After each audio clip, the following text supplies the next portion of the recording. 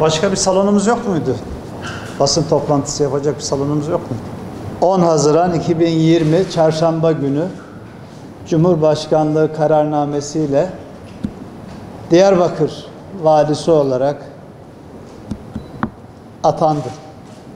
Diyarbakır valiliğine bizleri layık gören Sayın Cumhurbaşkanımız Recep Tayyip Erdoğan, İçişleri Bakanımız Sayın Süleyman Soylu'ya teşekkür ediyorum.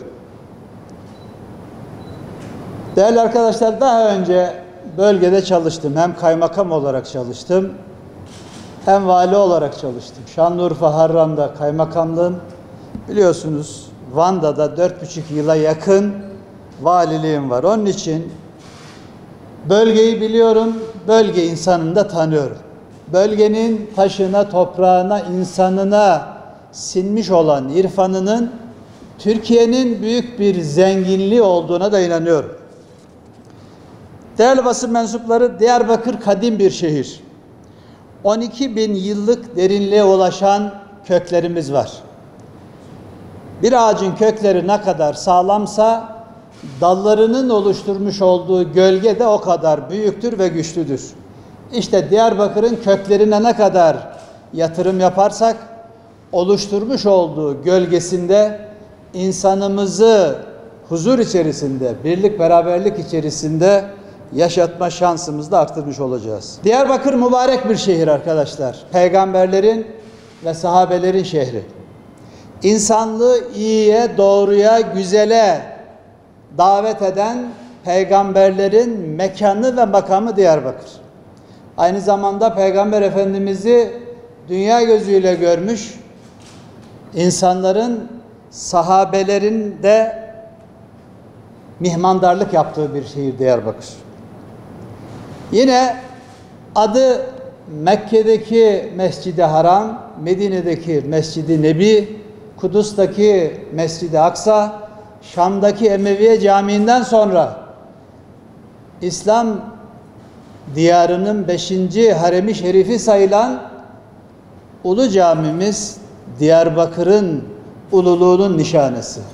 İnşallah bu kaynaklardan daha çok istifade edersek doğru bir iş yapmış oluruz diye zannediyorum. Değerli arkadaşlar, Diyarbakır zengin bir şehir. Surlarıyla, dağlarıyla, bağlarıyla, yaylalarıyla insanlığın yeryüzü macerasına eşik olmuş binlerce değerimiz, binlerce hikayemiz var. Eğer Diyarbakır'ın maddi ve manevi değerlerini doğru bir iletişimle insanlığın istifadesine sunabilirsek görevimizi yapmış oluruz. Aynı zamanda Diyarbakır büyük de bir şehir arkadaşlar. Türkiye'de nüfus büyüklüğü bakımından 12. sırada olan 1.756.330 kişinin yaşadığı büyük bir şehir. Bu nüfusun 0-40 yaş arasında yaklaşık 1.330.749 kişi bu şehirde yaşıyor. Bu şu demek, Diyarbakır genç nüfusu olan, gençlerin yoğunlukta yaşadığı bir şehir. Bu genç nüfusu şehrin vizyonu için büyük bir kazanç olarak görüyorum ve görmek gerekir. Sorunlar, değerli arkadaşlar, hayatın doğal parçası olarak elbette ki sorunlarımız da var. Bu kadar görkemli bir şehrin görkemine mütenasip sorunları da var. Ama sorunları alt alta sayarak, sadece şikayet ederek, dertlenerek de çözemeyiz. El ele vererek, omuz omuza vererek, ortak akılla birliğimizi, beraberliğimizi kullanarak Diyarbakır'a yaraşır çözümler üretebilirsek o zaman bir farkımız da ortaya çıkmış olacak. Şahsım adına söyleyecek olursam, benim için mesele Diyarbakır'ı yönetmek değil, Diyarbakır'a layık olmaktır. Fiilen bugün göreve başladım. Ama biliyorum ki her gelecek yakındır. Diyarbakır'da bir günde bugün başlarken size merhaba demek için karşınızdaysam, bir günde elveda demek için karşınızda olacağım. Asıl olan bu süre içerisinde 12 bin yıldır bu şehirde gelip görevini tamamlayıp gidenler gibi biz de giderken kaç Diyarbakırlıyla dost olabildik? Kaç Diyarbakırlının gönlüne girebildik? Büyük Diyarbakır markasına ne kadar katkıda bulunabildik? Diyarbakır'daki kadim kültürümüzün eserlerine hizmet olarak ne katabildik? Şehirdeki çocuklarla, gençlerle, sivil toplumla hangi faydalı projeleri üretebildik?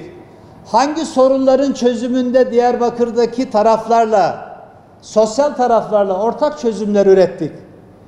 İşte bütün bu sorulara hem kendi açımdan hem de Diyarbakır açısından tatmin edici cevaplar verebilirsem bu şehirden ayrılırken, o zaman bu şehirde görevimi yapmış sayacağım kendimi. Değerli arkadaşlar, bugün hem benim için hem Diyarbakır için yeni bir başlangıç.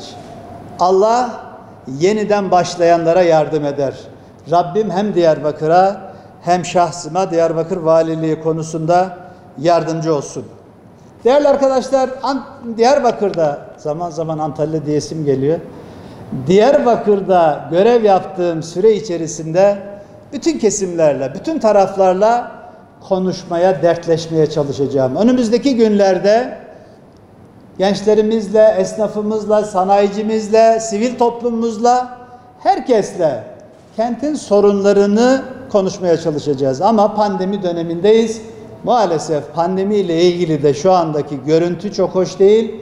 Belki bir müddet şu anda elimizdeki teknik imkanları kullanarak konuşacağız ama daha sonra normalleştikten sonra mutlaka bütün taraflarla kentin sorunlarını konuşup ortak çözümler üretmeye çalışacağız. Bu süre içerisinde hem sosyal platformlardan hem de info@munirkaraloğlu.com adresinden hem de vali@diyarbakır.gov.tr adresinden lütfen Diyarbakırlı hemşehrilerimiz kentin genel sorunları ile ilgili, ama ne olur genel sorunlar öncelikli olmak üzere bana yazmalarını arzu ediyorum. Niye? Ortak çözüm bulabilelim diye. Değerli dostlar, adettendir yeni göreve başlayanlara eşi, dostu, arkadaşları, kurum ve kuruluşlar çiçek gönderirler. Onun yeni göreve başlamasını kutlamak isterler. Dün sosyal medyadan paylaştım. Sizin aracılığınızla tekrar duyurmak isterim. Ne olur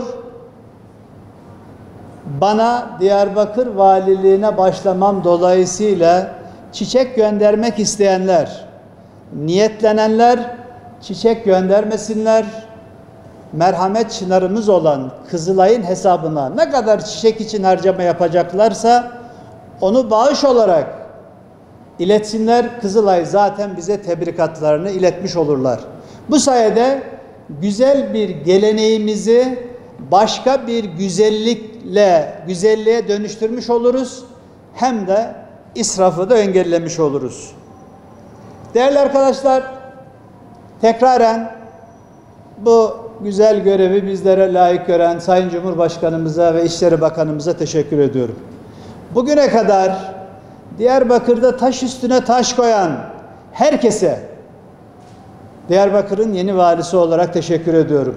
Selefim, meslektaşım, buradan ayrılan valimiz Hasan Basri Güzeloğlu'na da Diyarbakır'a, Diyarbakırlara yapmış olduğu hizmetler dolayısıyla teşekkür ediyorum. Hayırlı uğurlu olmasını diliyorum. İnşallah önümüzdeki günlerde şehri anlayıp dinledikten sonra yine Diyarbakır'daki basın mensuplarıyla bir araya gelip şehrin sorunlarını hep beraber konuşmaya devam edeceğiz.